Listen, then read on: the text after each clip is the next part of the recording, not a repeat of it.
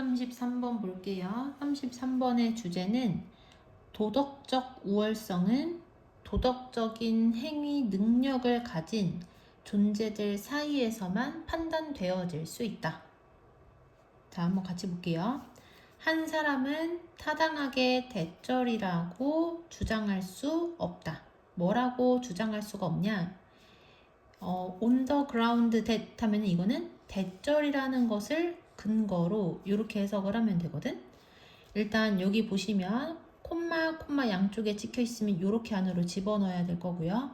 그리고 여기에서는 이 while이 뭐뭐인 반면에라고 해석을 할 거야.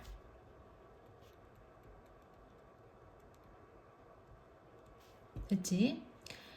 자, 한 사람은 그들이, 여기서 그들은 사람들, 앞에 나오는 대절의 주인 휴먼스를 얘기하거든. 사람들이 다른 것들, 여기서 다른 것들은 사람을 제외한 나머지 존재들을 얘기하거든요.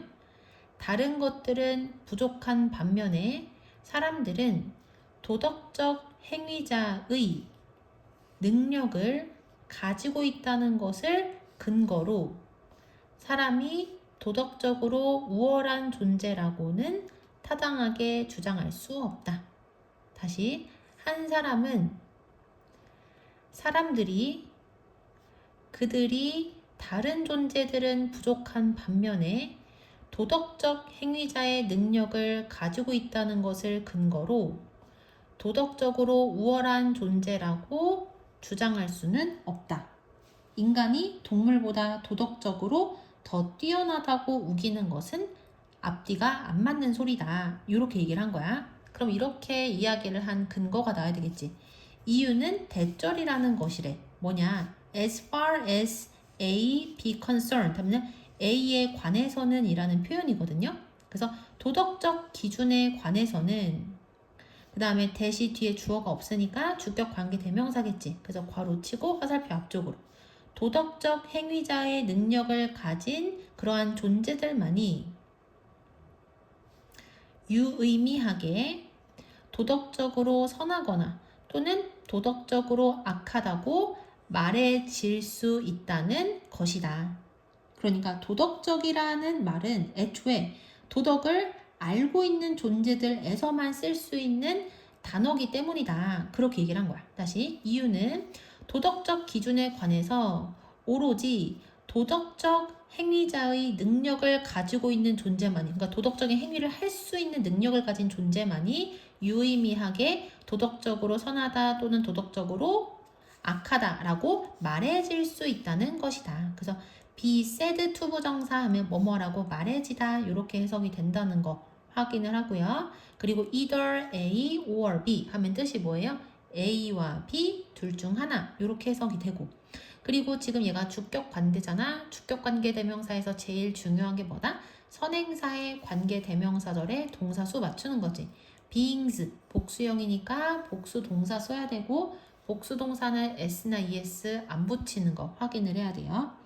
자, 그러면 지금 내용 첫 번째 문장에서는 인간이 동물보다 도덕적으로 더 뛰어나다 라고 우기는 것은 타당하지 않다. 그렇게 생각한 근거가 뭐야? 도덕적으로 선하다 또는 도덕적으로 악하다 라고 판단을 내리려면 애초에 도덕적인 행동을 할 수 있는 존재에서만 쓸 수 있는 거다. 그렇게 얘기를 한 거고요. 그 다음 넘어가서 오로지 도덕적인 행위자들만이 도덕적으로 다른 사람들보다 더 낫다 또는 더 나쁘다 라고 판단되어질 수 있고, 그리고 비교의 대상이 되는 그러한 다른 존재들도 반드시 그들 자체가 도덕적인 행위자여야 한다. 됐지? 그러니까 누가 도덕적으로 더 낫다 또는 누가 도덕적으로 더 나쁘다 이렇게 판단이 내려지려면 그러면 일단은 도덕적인 행위를 할 수 있는 사람이어야 된다. 할 수 있는 존재여야 된다는 얘기야. 여기까지 되시죠? 그래서 여기서는 비교 대상이 되는 다른 존재들이라는 거는 사람 말고 동물이라든지 뭐 기타 등등 다른 것들이 도덕적으로 선한지 악한지 비교를 하려면 일단 그 존재들도 도덕적인 행위 자체를 할 수 있는 애들이어야 된다는 얘기야. 여기까지 되시죠? 자, 그 다음 넘어가서 4번에는 도덕적인 기준이라는 표현이 나오거든. 근데 여기서 도덕적 기준이라고 하면 조금 내용이 이해가 안 될 수 있거든. 그래서 여기서는 도덕적인 기준을 도덕적 규칙이라고 생각하고 해석을 해볼게요. 오케이. 자, 그리고 entity라는 단어는 무슨 뜻이냐면 존재라는 뜻이에요. 존재. 자, 이 4번 문장 꽤 긴데 이 문장은 and 보이죠? and에다가 세모를 쳤을 때 and를 기준으로 주어 동사인 문장 하나랑 and 뒷부분에 또 주어 동사인 문장이 나온 거야. 여기까지 됐죠? 자, 그럼 일단은 and 앞부분을 먼저 해석을 해야 되겠지. 그래서 앞부분 보시면 동사가 be based on 뭐뭐를 근거로 하다. 얘가 동사가 사용이 된 거예요. 자, 해석을 해보면 도덕적 우월성에 대한 판단은 그다음 여기 being pp 분사 중에서도 being pp니까 수동의 의미겠지. 그래서 판단되어지는 이라고 해석하는 거야. 판단되어지는 존재들의 상대적인 장점과 그리고 단점을 근거로 하고 그리고 이 장점과 그리고 단점들은 모두 도덕적인 장점들과 또는 단점들이다. 즉, 도덕적인 기준들에 의해 결정되어지는 장점과 단점들이다. 뭐야, 이게 무슨 소리야? 자, 근데 이거를 아까 전에 선생님이 도덕적인 기준을 뭐로 바꾸라고 했지? 도덕적 규칙으로 바꾸라고 했었고, 그리고 장점과 단점은 뭐라고 해석을 하면 되냐면은 도덕적인 규칙을 지켰냐 안 지켰냐라고 생각하고 해석을 하면 조금 이해가 될 거야. 자, 한번 볼게요. 도덕적인 우월성에 대한 판단. 그거 어떤 애를 얘 도덕적으로 우월해. 얘는 도덕적으로 우월하지 않아. 이렇게 이러한 판단은 판단되어지는 그 존재들이 있을 거란 말이야. 그 존재들이 상대적으로 도덕적 규칙을 메리트 잘 지켰냐 또는 상대적으로 도덕적인 규칙을 잘 지키지 않았냐를 근거로 해서 내려지는 거야. 도덕적 우월성에 대한 판단이.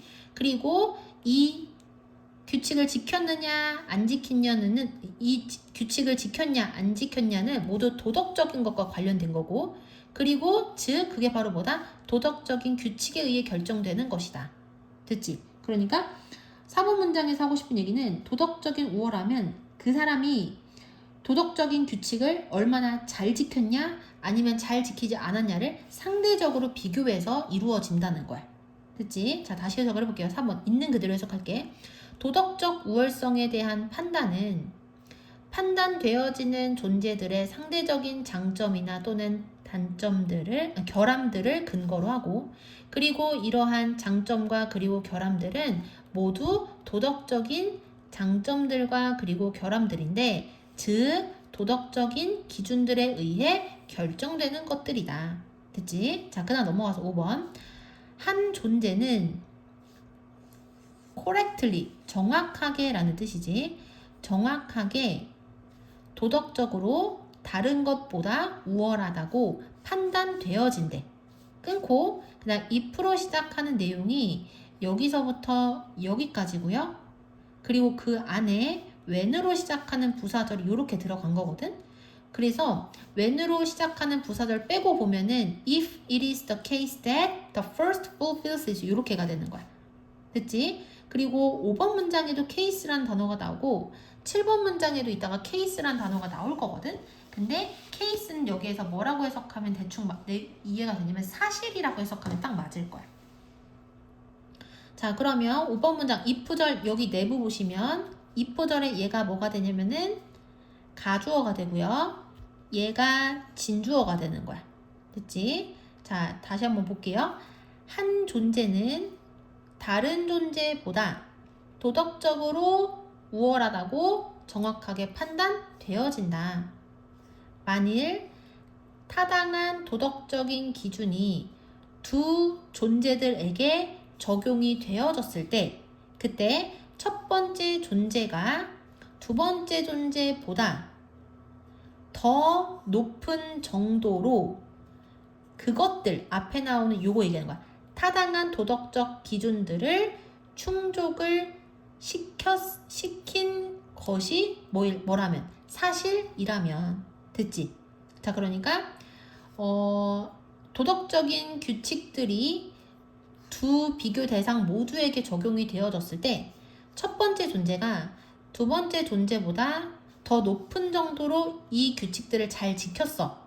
그게 사실인 경우에만 그 존재가 다른 한 존재보다 도덕적으로 우월하다라고 정확하게 판단이 내려진다는 거야.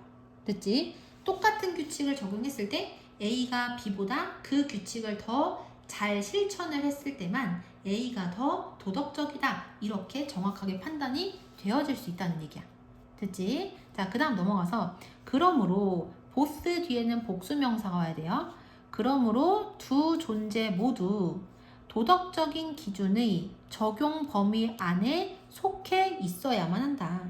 됐지? 그래서 결론이 뭐냐면 비교 대상 두 명이 모두 도덕적인 기준을 지킬 수 있는 그러한 정도는 되어야 된다는 얘기야.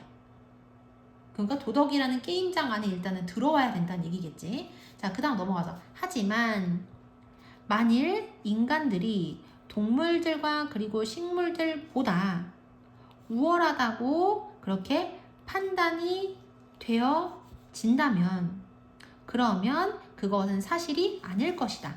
끊고 왜냐하면 후자라는 건 여기서 동물들이랑 식물들이겠지. 왜냐하면 후자들은 도덕적인 행위자가 아니기 때문이다. 그래서 7번 문장도 중요한 문법 나오거든. 어떤 문법이 나오냐면 가정법 과거가 나오고 있어요. 가정법 과거는 언제 사실의 반대다? 현재 사실의 반대다. 형태는 if, 주어, 동사의 과거형, 주어, 조동사의 과거형, 다 모은다. 동사의 원형. 해석은 만일 뭐뭐 하다면 뭐뭐 할 텐데.